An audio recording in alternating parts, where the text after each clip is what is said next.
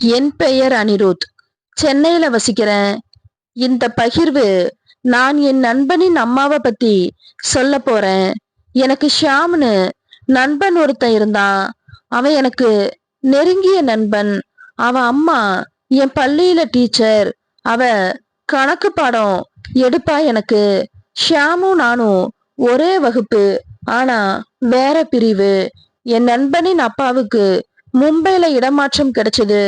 அதனால அவரால உடனே குடும்பத்தை அங்கு கொண்டு செல்ல முடியல. அவனும் நானும் அவன் வீட்டுல தங்கி இரவு படிப்போம். சில நேரங்கள்ல டிவி கேம்னு விளையாடுவோம். நான் அவங்க வீட்டுல தங்கி படிக்கும்போது அவன் அம்மா எங்களுக்கு சாப்பிட ஏதாவது கொடுப்பா.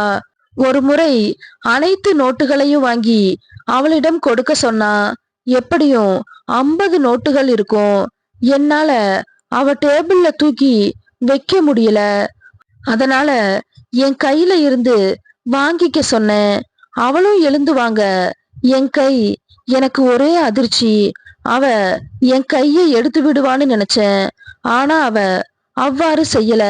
அவ அத அவ்வளவாக கண்டு கொள்ளவும் இல்ல. நானும் அதையெல்லாம் கொடுத்துட்டு வந்துட்டேன். அடுத்த வாரம் எனக்கு பிறந்த நாள். அதனால என் நண்பன் ஷியாம் கூட கொண்டாட நினைச்சேன். முதல்ல ஒரு படம், பின் இரவு டின்னர்னு பிளான் செஞ்சேன். அவன் வீட்டுக்கு சென்று பெல் அடிச்சேன். அவ கதவை திறந்தா. ஷியாம் இல்லையான்னு கேட்க அவன் சொந்தக்காரங்க வீட்டுக்கு போயிருக்கிறான்னு சொன்னான். எனக்கு கொஞ்சம் கடுப்பா இருந்துச்சு. என் சோகத்தை பார்த்து எதுக்கு சோகமா இருக்கிறேன்னு கேட்டா. என் பிறந்த நாளை யாருடனுமே கொண்டாட முடியல. என் பெற்றோரும் இன்று இல்ல, இவனும் இல்ல. அவள் என்னை அழைச்சு அமர வச்சு என் அருகில் அமர்ந்து வேணும்னா என் கூட பிறந்த நாளை கொண்டாடுன்னு சொன்னா. நம்ம எப்படி கொண்டாடுறதுன்னு கேட்டேன்.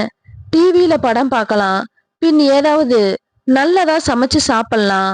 உடனே சரி, நாம நடனம் ஆடலாமான்னு கேட்டேன். அவ என்ன போன்ற வயதானவங்க கூட நீ நடனம் ஆடுவியான்னு கேட்டா. கண்டிப்பான்னு சொல்லி ஒரு பாட்டு சேனலை வச்சோம். சன் மியூசிக் ஓடிச்சு. இருவரும் டான்ஸ் ஆட ஆரம்பிச்சோம். முதல்ல இருவரும் தனித்தனியா ஆடணும். நல்ல ரொமான்டிக் பாட்டு ஓட இருவரும் ஆடலான்னு நான் கேட்க அவ சிரிச்சுக்கிட்டே ஓகே சொன்னா. அவ என்ன செய்யறான்னு பார்த்தேன். அவ எதுவுமே சொல்லல. இருவரும் நடனம் ஆடணும். 1/2 மணி நேரம் ஆடிய பின் போர் அடிச்சு நிறுத்தணும். அப்போது சரியாக ஒரு பாட்டு வந்துச்சு. நான் அவளை பார்த்து, இப்படி ஆடலாம்பது போல பார்க்க நான் இப்படி உன் முன் போட மாட்டேன்னு சொன்னா. என் முகம் மீண்டும் சோகமாக, சரி சரி சோகமாகாத, நான் ஆடுறேன்னு சொன்னா.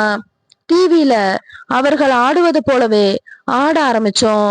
நானும் அப்படியே ஆட அவ என்னிடம் இருந்து தள்ளி போய் என்ன செய்யறேன்னா டிவியில வருவது போல நான் ஆடுறேன்னு சொல்ல.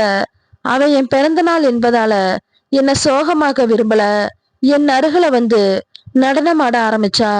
வீட்டுக்கு போகும்போது அவளுக்கு தெரியாமலேயே உன்னை எடுத்துட்டு போனேன். அடுத்த நாள் அத அவ கிட்ட காட்டினேன். அவ அதை பார்த்து நீ ரொம்ப மோசம்னு சொன்னா.